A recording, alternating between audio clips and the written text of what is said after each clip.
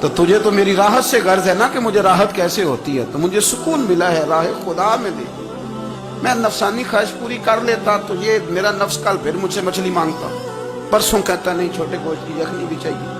ہم لوگ الجھ گئے ہیں، بہت بڑے قیدی ہیں اپنے آپ کے، بڑے قیدی ہیں، سارا دن اپنی خواہشات کی تکمیل میں بھاگے رہتے ہیں، بڑے بڑے سونے نوجوان۔ میں ان پہ تنقید نہیں کرتا، مجھے ان پہ ترس آتا ہے۔ جب میں رات کے اندھیروں میں انہیں ٹیلی فون لے کے چوکوں میں کھڑے دیکھتا ہوں تو مجھے رحم آتا ہے۔ میں کہتا ہوں دیکھو نفس کی خواہش کے پیچھے یہ کیا مثلاً آخر کیا ہے اس میں؟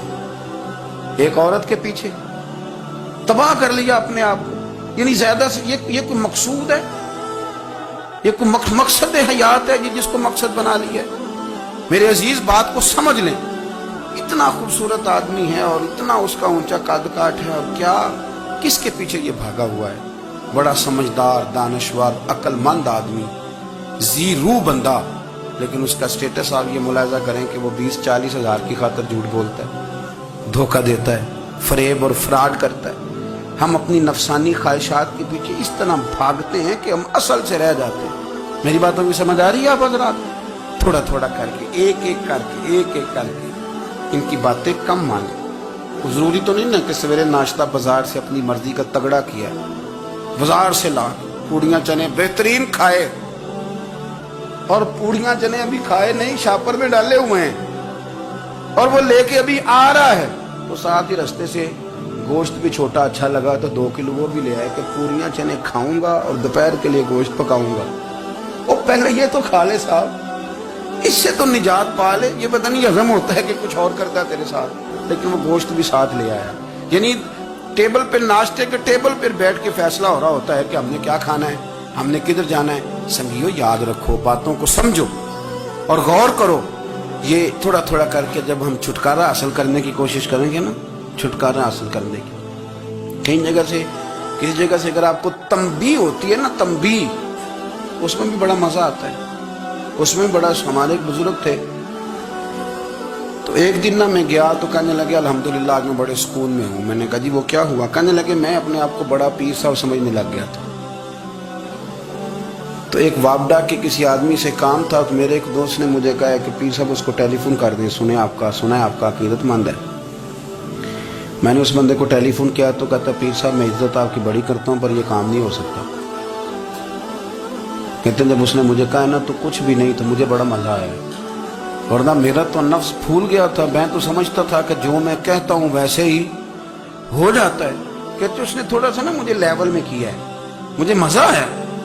یہ لوگ نا اپنے اوپر بوجھ ڈالتے تھے، یہ تھوڑا تھوڑا پیچھے ہٹتے تھے، یہ سمجھتے تھے کہ اس طرح تو ہماری تکمیل رہ جائے گی۔ صبح سے شام تک اگر اسی نفس کی باتیں مانتے رہیں گے تو خرابی کرے گا۔ دولت کا نشہ ہے بھائی، دولت کٹھی کرنے والا کسی جگہ سیر نہیں ہوتا، حسن کا نشہ ہے، حسن کا نشہ ہے۔ حضرت ابوبکر شبلی رحمۃ اللہ علیہ فرمایا کرتے تھے جو تیری بیٹی کو خوبصورت سمجھ کے اس کے ساتھ نکاح کرنا چاہے اسے بیٹی نہ دینا۔ حضرت جی کیوں؟ فرمایا حسن تو تھوڑے دن کے بعد ختم ہو جائے گا، پھر وہ اس کی قدر نہیں کرے گا، وہ تو کہیں اور منہ مارتا پھرے گا۔ حضرت ابوبکر شبلی رحمۃ اللہ تعالی علیہ کی بیٹی خوبصورت تھی، ایک نوجوان کہنے لگا میرا نکاح کر دیں۔ آپ فرمانے لگے پتر تو 1 مہینے کے بعد آنا کر دوں گا، بڑی موٹی تازی خوبصورت صاحبزادی۔ تو حضرت نے اسے دوائی کھلائی، اسے پخانے لگ گئے، جو پخانہ کرتی ایک مٹکے میں سنبھال دیا۔ تھوڑا وقت گزرا تو وہ ہڈیوں کا پنجر بن گئی، مہینے بھر میں دست اتنے آئے کہ کمزور ہو گئی۔ ابوبکر شبلی 1 مہینے کے بعد نوجوان کو بلایا، فرمایا ادھر رات کا نکاح تو بچی دکھائی تو وہ کمزور بستر پہ پڑی۔ فرمایا شادی کر؟ کہنے لگا اس سے نہیں میں نے کہا۔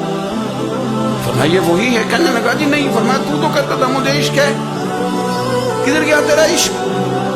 کہنے لگا حضرت صاحب آپ کیسی بات کر رہے ہیں؟ فرمایا ادھر آ۔ پھر مٹکا جس میں گند رکھا تھا وہاں لے گئے، فرمانے لگے تیرا اس کے ساتھ عشق تھا، یہ تیرا عشق۔ فرمایا چلو میں 4 دن روٹی کھلاؤں گا پھر تندرست ہو جائے گی، لیکن میں دیکھنا چاہتا تھا کہ تو میری بیٹی سے پیار کرتا ہے یا اس کے چہرے پہ آنے والی کچھ وقت کے لیے سرخی سے پیار کرتا ہے، اس لالی سے پیار کرتا ہے جو جوانی کے وقت بچوں اور بچیوں پہ آتی ہے۔ اس چیز کے دلدار، یعنی کیا مطلب؟ نفس کی غلامی، سراسر غلامی۔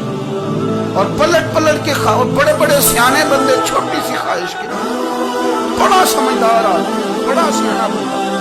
میں ایک بڑے بزرگ آدمی سے ملنے کا تو پائے پکا رہے تھے،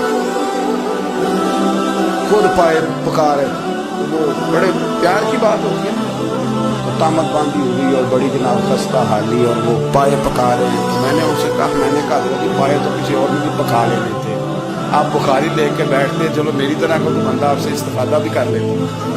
اب پائے آپ لائیں گے، پھر پکائیں گے، پھر آپ کھائیں گے، تو یہ تو 24 گھنٹے آپ کسی کام میں گزر جائیں گے۔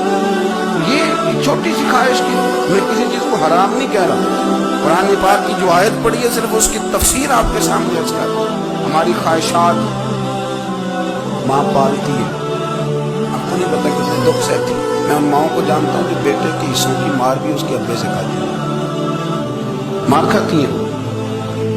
ایک خاتون ہے، کان سے سنتا نہیں، میرے پاس ایک دفعہ کہنے لگی 60 لگ گئی سی، کوئی دعا کر دیں یا آپ کو وظیفہ پر، ڈاکٹر کہتے ہیں ٹھیک نہیں ہو سکتا۔ میں نے کہا باجی صحیح بتاؤ مسئلہ کیا ہے؟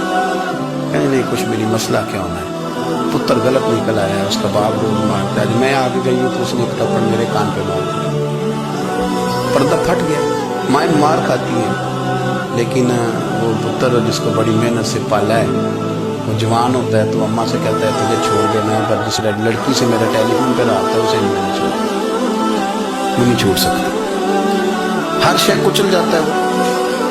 اماں کبھی بلیٹ کے رات کو سوچتی ہے کہ یہ تو میری کل کمائی تھی، میں تو آج بھی اس کے حصے کے تھپڑ اپنی گالوں پہ برداشت کر رہی ہوں، تو یہ کدھر گیا؟